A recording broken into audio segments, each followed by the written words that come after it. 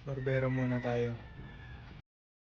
Guys, sobrang daling gamitin itong clippers na to. And ang maganda sa kanya, meron din siyang half guard. So, pwedeng mag-fade, no? Ayan, so ginugupitan ko lang yung aking kapatid kasi mahaba na daw yung buhok na. So, medyo nasagad ko yata. Pero, so far, so good. Okay naman, no? So, 1 and 2 guard lang yung gamit, tsaka 0. Pero, syempre, dahil clippers, hindi masyadong sagad, no? Kung magpapakalbo ka, hindi skinhead pag ito yung ginamit mo. But, it gets the job done. And, yun. So, I've been cutting hair since 2020. So, medyo matagal na din, no?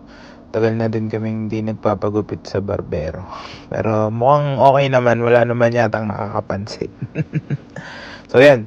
So, kung gusto nyo din ito, sobrang dali gamitin. Yan. Parang 5 to 10 minutes, kaya mo na magupit. No? Kung ibang tao. Pero, syempre, pag ikaw mag-isa, medyo mahirap. So, yan. So, eto, hanggang 2 guard lang yata yung ginamit ko. So, okay naman daw. Masaya naman siya. At nagpapalagay pa siya ng linya.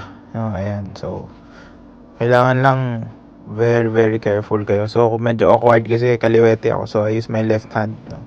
Ayan. So, kung gusto nyo ulit bumili, ilink ko tong clippers na to sa baba, sa yellow basket. And you can check them out.